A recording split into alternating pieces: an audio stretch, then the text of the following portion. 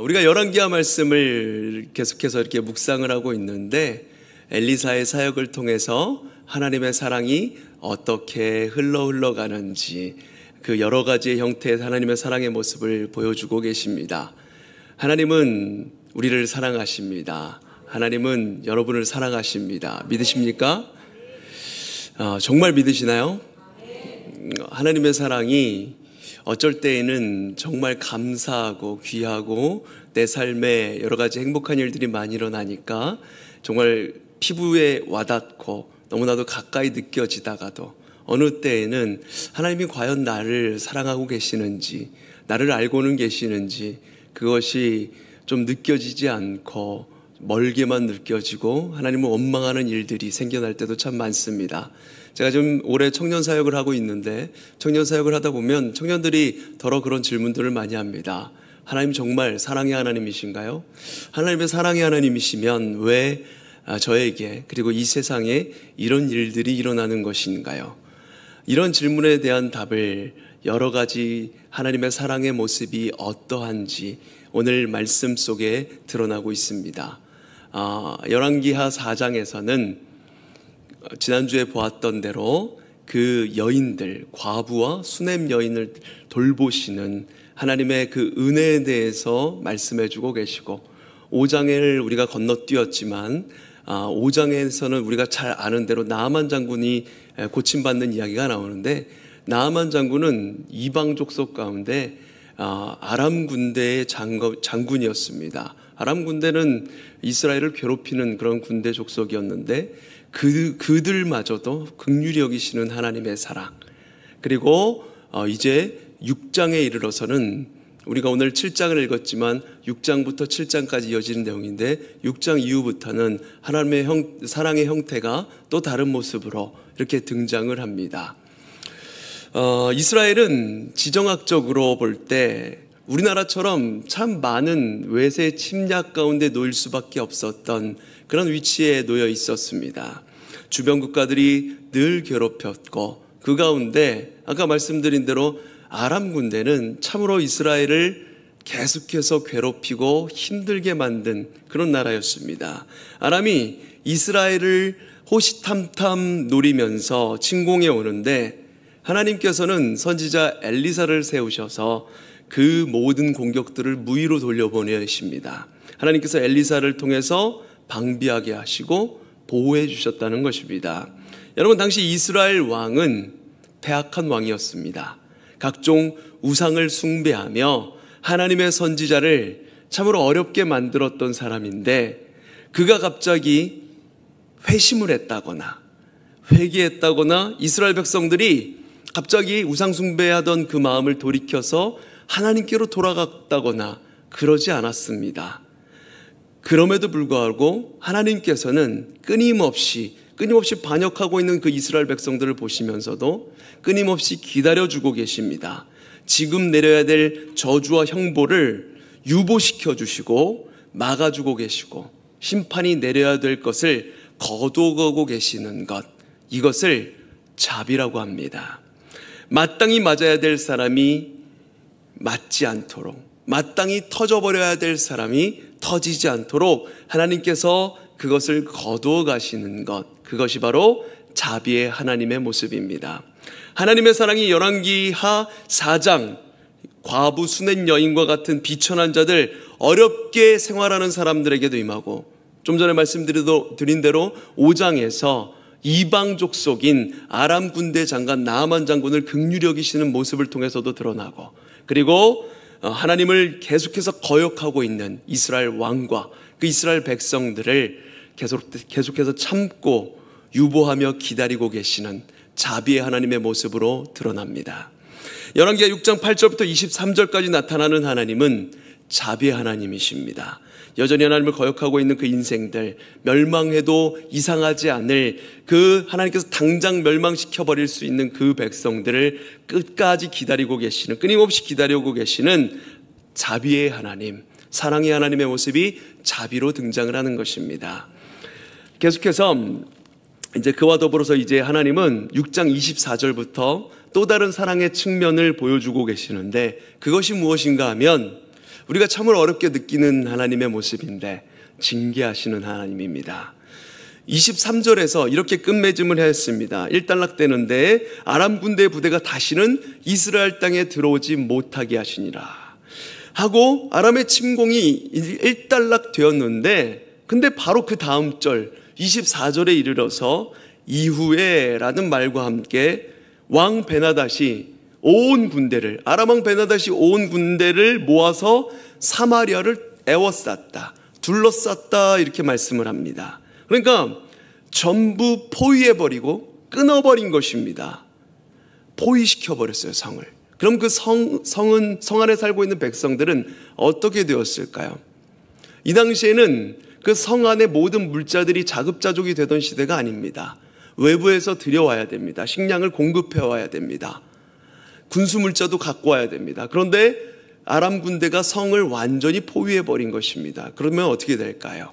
먹을 음식들이 끊겨버리는 것입니다. 하루 이틀 지날수록 이제 먹을 것이 없어지고 이제 심각한 상황에 이르게 되는 것입니다. 아람 왕 베나닷이 고사작전을 펼친 것입니다. 이 성 안에 먹을 것이 없어지자 백성들의 상황은 참으로 참담해집니다. 먹을 것이 떨어지자 나귀 머리 하나에 은 80세겔의 거래가 됩니다. 이 당시 이스라엘 백성들은 율법에 의해서 나귀 머리, 나귀는 부정한 짐승이라 여겨서 먹지 않았습니다. 그냥 줘도 먹지 않는 음식이었는데 먹을 것이 없으니까 이 나귀 머리를 거래해서 먹는데, 이 당시에 노동자 그 1년 품삯에 해당하는 은 80세겔에 이 나귀 머리 하나가 거래되는 것입니다. 얼마나 먹을 것이 없었는지, 얼마나 참담한 상황이었는지를 단적으로 보여주는 것입니다. 점점 먹을 게 없어지고 물가가 폭등하고 인플레이션 현상이 일어나니까 배가 줄이다 못해 급기야 28절 29절에 이르러서 보면은 자기 자식도 잡아먹고 잡아먹는, 인육을 먹는 상황에까지, 아주 비참한 상황까지 이르게 됩니다. 너무 먹을 것이 없으니까 어린아이를 먹는 겁니다. 말이 안 되는 상황이죠. 여러분, 하나님께서 이 극심한 고난의 회초리, 고통의 회초리를 드신 이유는 무엇일까요? 왜 아람 군대가 23절에서는 다시는 쳐들어오지 못하게 하였다라고 했다가 이후에 이스라엘 백성들을 다시 쳐들어온 걸까요? 이후에라는 이 시간이 도대체 얼마나 흘렀을지는 모르겠지만, 그러나 이 이후에 라는 세 글자 안에 하나님의 아픈 마음이 느껴지는 것 같지 않으십니까?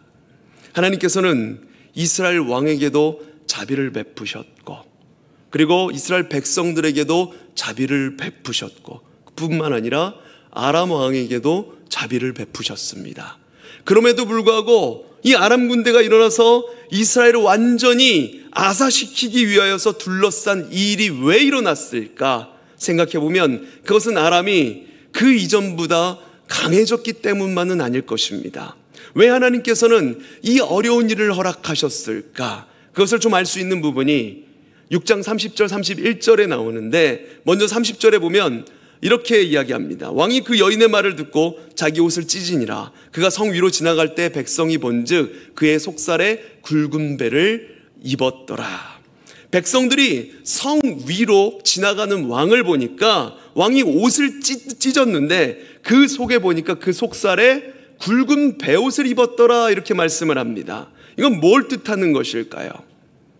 회개하는 모습입니다. 이스라엘 백성들이 회개할 때면 언제나 머리에 재를 뒤집어 쓰고 굵은 배옷을 입었습니다. 그러니까 지금 이스라엘 왕은 뭘 하고 있는 거냐면 겉으로 보기에는 회개하고 있는 모습처럼 보이는 것입니다. 그런데 열왕기하 13장 그 뒤로 한참 넘어가 보면 하나님께서 이 일을 일으키신 이유를 직접적으로 언급하는 내용이 나오는데, 2절 말씀에 보면 이렇게 나옵니다.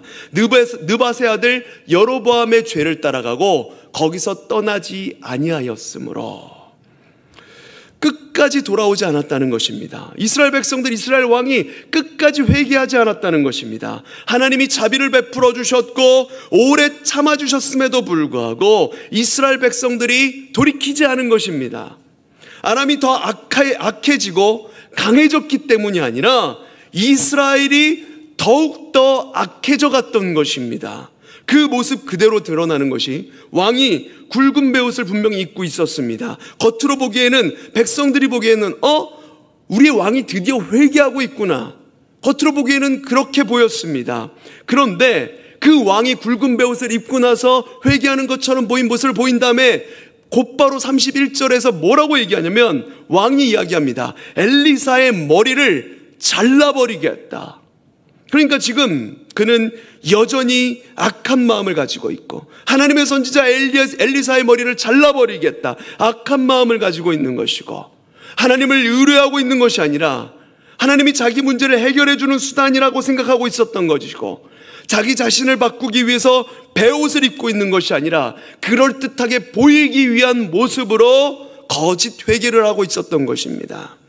여러분, 이것을 통해서 우리가 알 수 있는 것은, 하나님은 오래 참으시는 자비의 하나님이시지만, 그러나 어떤 임계점에 다다랐을 때 참기만 하시는 분은 아니라는 것입니다.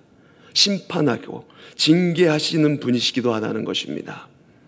그런데 우리가 그 가운데서 잊지 말아야 될 것은 무엇이냐면, 아람이라는 회초리를 들고 심하게 때리고 계시지만 그것 또한 하나님의 사랑의 측면이라는 것입니다. 우리가 자녀들을 사랑하는 모습이 다양합니다. 자녀들을 다 모두가 사랑하지만 자녀들에게 하고 싶은 것을 다 하게 해주는 것이 사랑은 아니죠. 때로는 제대로 공부를 하지 않고 놀고만 있으면 공부를 할 수 있도록 혼내기도 하고, 그리고 부모님의 말씀을 듣게 하기 위해서 또 이렇게 혼내기도 하는 이런 모습들도 필요하다는 것입니다. 하나님도 우리를 사랑하시기에 품에 안아주시기도 하시고 징계하시기도 하는 것입니다. 이 돌아오라 돌아오라, 마음을 돌이켜 다시 돌아오게 하기 위한 하나님의 그 사랑의 한 방법이었다는 것입니다. 그래서 하나님은 남아있는 자, 비천에 처한 그 하나님의 백성들을 극진히 먹이시고 돌보시는 하나님이시면서 이방 사람을 긍휼히 여기시는 하나님이십니다. 동시에 죽어 마땅한 죄악 속에 있는 백성들, 왕이 돌아오기까지 참고 인내하시면서 자비를 베푸시는 하나님이시고, 그러나 기다리다가 어떤 임계점에 다다랐을 때 심판의 회초리를 들고 징계하시기도 하시는 하나님, 그게 사랑의 하나님이시라는 겁니다. 1절에 보면 7장 1절에 이르러서 이렇게 말씀을 하고 있습니다. 엘리사가 이르되 여호와의 말씀을 들을지어다. 여호와께서 이르시되 내일 이맘때에. 하나님이 드디어 이제 구원의 때를 결정하시고 말씀을 시작하시는 겁니다. 내일 이맘때에 이제 하나님의 역사가 시작될 것이라고 말씀을 하시는데, 그 내일 이맘때 기다리고 있는 오늘, 내일 이맘때를 기다리고 있는 오늘은 이스라엘 백성들이 오늘 당장 하나님의 말씀을 듣고 회개했다는 말이 기록되어 있지 않습니다.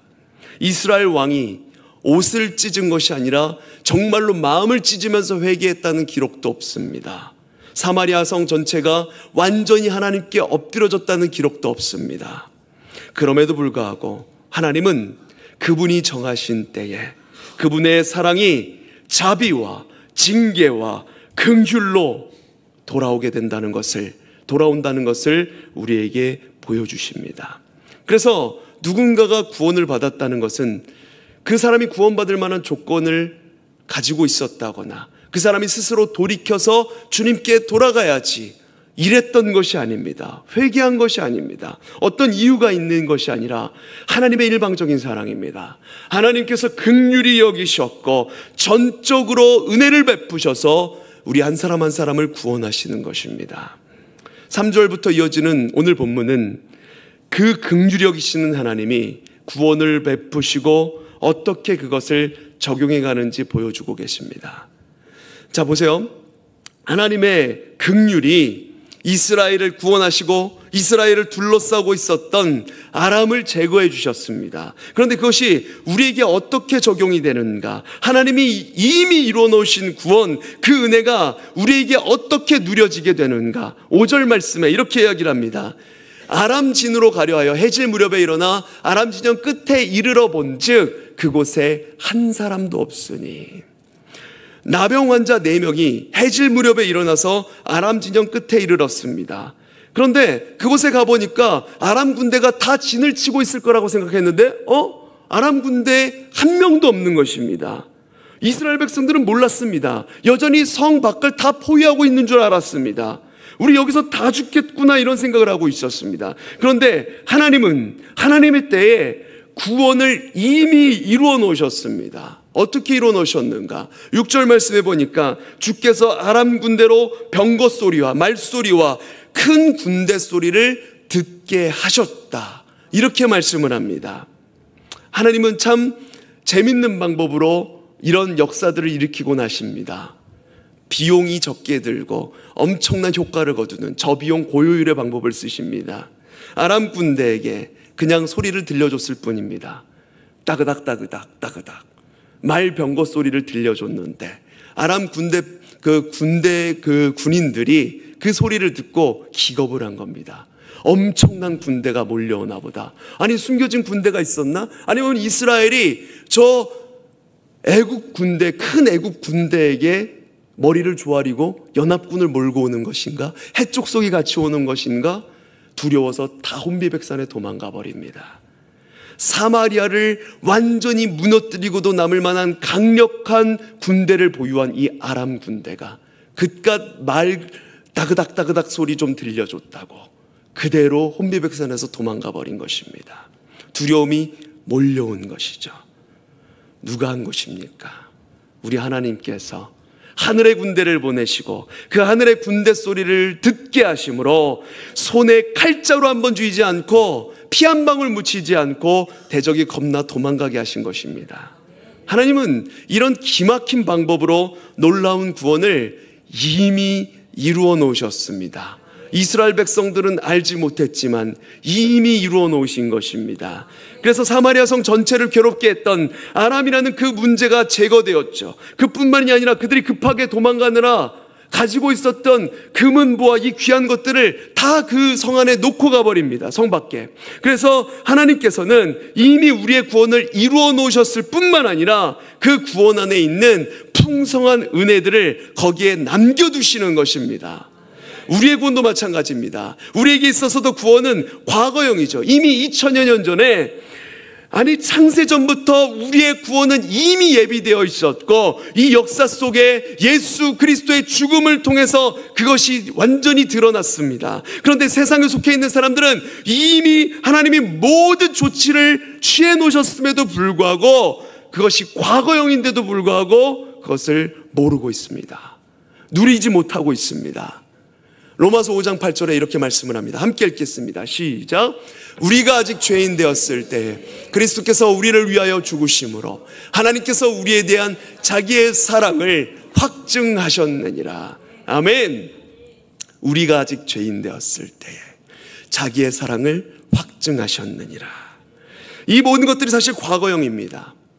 우리가 죄인 되었을 때 우리가 아직 돌이키기 전입니다. 돌이키지도 않았고 하나님이 어떤 조치를 취해 놓으셨는지 알지도 못하지만 이미 우리가 죄인 되었을 때 주님은 그 모든 구원을 계획하시고 그 아들을 보내셨고 그 아들 하나밖에 없는 그 아들의 생명을 주셔서 이미 우리를 구원하기 위한 모든 조치가 다 이루어져 있었던 것입니다.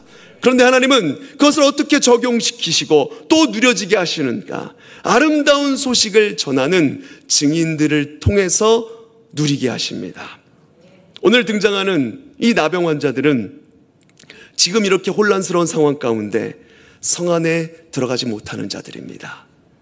율법에 의해서 부정한 자들이라 여김받아서 몸에 병이 있는 자들, 성 안에 들어가서 예배드리지도 못했습니다. 격리된 자들입니다. 비참하게 살아가야 했던 자들입니다. 율법에 의해 부정한 사람으로 낙인 찍혀져 있던 인생, 사람으로 인정받지도 못하는, 짐승만도 못한 존재로 그렇게 살아가는 존재들이었습니다. 그들이 어떻게 살았을까요? 그들은 아마 성 안에 있는 가족이나 친족들이 먹을 것을 조금씩 밖으로 던져주면 그것으로 목숨을 연명했을 것입니다. 그런데 이제 성이 포위당하고 성 안에도 먹을 것이 없으니 음식이 끊겼죠. 죽게 생긴 것입니다. 사마리아 성으로 들어갈 수도 없는 사람들, 그대로 있으면 또 죽는 사람들, 아람 군대의 투항에도 죽을 수밖에 없는 사람들, 이래도 죽고 저래도 죽는 사람들이었습니다. 답이 없는 상황 속에서 그래도 차라리 아람 진영으로 들어가는 게 좀 낫지 않겠는가, 이렇게 생각을 하고 4명의 나환자들이 아람 진영으로 가보는데 어떻게 되었습니까? 5절 말씀을 다시 한번 보시면, 아람 진영 끝에 이르러서 본즉 그곳에 한 사람도 없으니. 아멘. 생각도 못한 일이 일어난 것이죠. 아람 진영이 텅 비어 있었습니다. 하나님이 해놓으신 방법, 큰 군대 소리를 듣고 혼비백산해서 아람 군대가 다 도망가 버린 것입니다. 그래서 이 4명의 나환자들이 뜻밖의, 자기들의 생각과는 별개로 뜻밖의 증인들이 됩니다.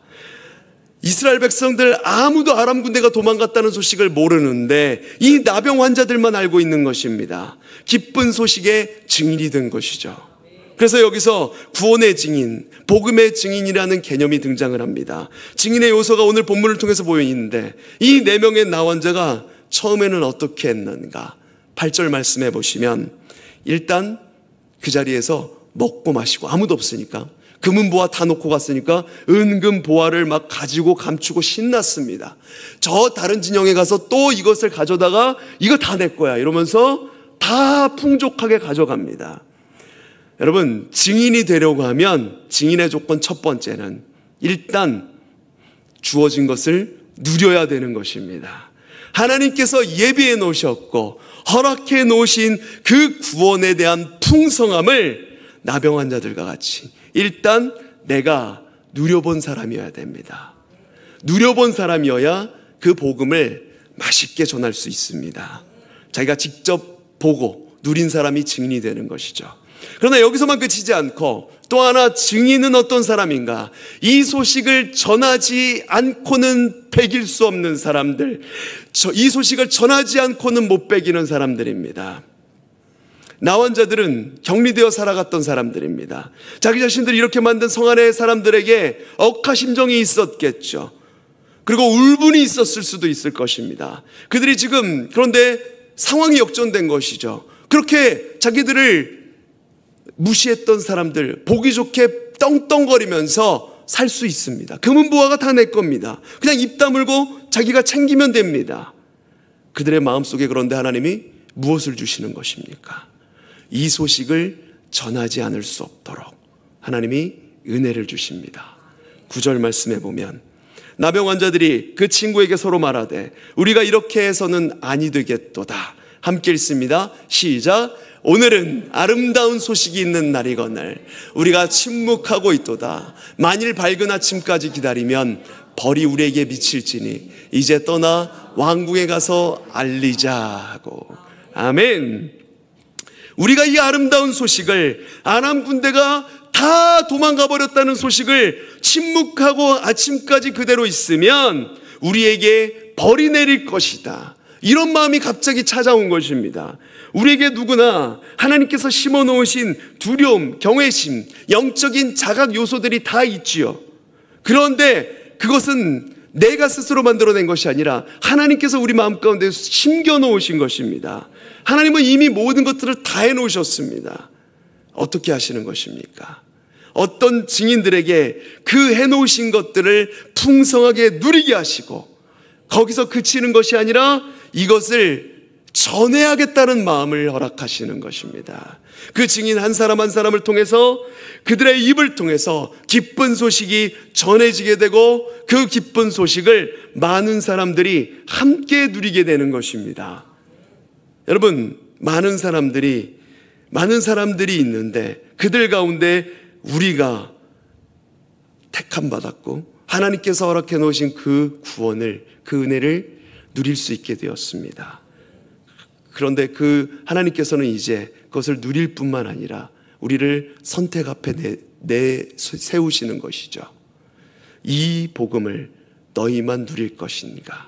다른 이들에게 전할 것인가? 4명의 나병 환자들은 어떻게 했습니까? 이 예민한 시기에 그 기쁜 소식을 혼자만 누린 것이 아니라 성문지기에게 복음을 전합니다. 아람 사람 한 명도 없습니다. 다 떠났습니다. 귀한 것들을 남겨놓고 다 떠났습니다. 이 소식을 전하는 것입니다. 여러분, 어떤 사람이 증인이 되는 것일까요? 성령은 언제나 자신의 방식대로 순종하는 사람들을 통해서 일하십니다. 이 세상은 실용성, 효용성을 따지다 보니까 어떻게 하면 더 많은 사람들을 모을 수 있는가를 생각하고, 또 어떻게 하면 그 사람들이 귀를 기울일까 생각을 하다 보니까 증인의 개념도 더 영향력이 있는 사람, 나보다 더 사회적 지위가 높은 사람, 이런 사람들이 훨씬 더 효과적이지, 이렇게 생각을 하는 것 같습니다. 나는 아니라고 생각을 하는 것이죠. 그러나 여러분, 하나님은 나병 환자들을 들어 사용하셨습니다. 열왕기하 5장에서는 나아만에게 그 병을 낫게 해줄 사람이 있습니다. 전해준 사람이 누굽니까? 무명의 어린아이였습니다. 포로로 잡혀온 이스라엘의 무명의 이름도 나오지 않는 어린아이를 통해서 복음이 전해집니다. 그러니까 복음을 전하는 사람의 외적인 조건과 모습, 이거는 복음이 전해지는 데에 그 효과와는 아무런 관련이 없다는 것을 보여주는 것입니다.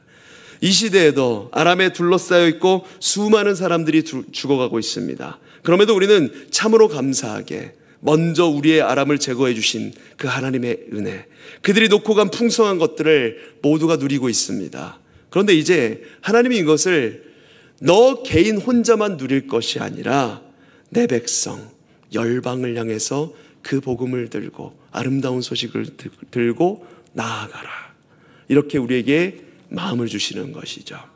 놀라운 것은 이 복음을 전하는 것, 그 사람의 어떠함이 아니라 전해진 그 내용과 전하게 하신 그분의 권세가 역사하신다는 것입니다. 저 사람이 돌아오겠나? 저 사람이 바뀌겠나? 그런데 그 사람이 바뀌고 죽게 돌아오는 그런 놀라운 역사들이 일어난다는 것입니다. 그러기에 오늘도 우리는 거룩한 부담을 가져야 하는 것이죠. 먼저 은혜를 입은 자로서 하나님의 구원의 은혜를 누릴 뿐만 아니라 아름다운 소식을 전해 들은 자로서 그 영적인 하나님의 그 마음을 가지고 전하라라는 부담을 주실 때, 아멘, 제가 가겠습니다, 순종하며 나아갈 수 있는 여러분들이 되시길 소망합니다. 그래서 이미 이뤄놓으신 과거형의 그 구원의 역사가 오늘 전파되는 그 발걸음을 통해서 우리 안에서 다시금 현재형으로 새롭게 되고 풍성한 은혜를 누리시는 복음의 증인으로 쓰임받는 우리 모두가 되실 간절히 소망합니다. 여기서 마무리됐으면 참 좋겠는데 한 가지만 더 생각해보고 싶은 것이 있습니다. 열왕기서의 이 내용이 지금 하나님의 사랑의 이렇게 여러 가지 모습의 내용들이 왜 기록되었을까를 잠시 생각해보고자 합니다. 말씀드린 대로 4장부터 쭉 이어지는 내용은 사랑의 여러 가지 모습을 보여줍니다. 하나님의 사랑의 여러 가지 형태. 4장에서는 여인들의 괴로움을 돌보시는 은혜의 하나님, 5장에서는 이방 사람 아람 군대 장관 나아만까지도 사랑하시는 긍휼의 하나님, 그리고 이스라엘과 백성들의 끊임없는 패악과 죄악에도 끊임없이 기다리고 보호하시는 자비의 하나님, 또 때로 기다리다 돌아오라 하면서 아람과 같은 대적을 통해 징계하시는 하나님, 징계 속에 가장 부적절한 그 죄인과 같은 나병 환자들을 통해서 구원의 역사를 이루어 가시는 하나님, 이 하나님의 성품이 너무나도 다양하게 드러나고 있죠. 제가 한번 열왕기상 말씀을 전할 때 말씀드린 적이 있는데, 열왕기서는 예레미야 선지자가 바벨론 포로기에 기록한 것으로 전해집니다. 그렇다면 이 말씀을 읽었던 첫 번째 독자는 바로 바벨론 포로로 잡혀갔던 이스라엘 백성들입니다. 열왕기서를 전해 들었던 사람들, 포로기에 있었던 사람들입니다. 나라 잃은 백성들, 남의 나라에 가서 종살이 하던 사람들, 미래가 없는 사람들입니다. 언제 돌아올지 모릅니다.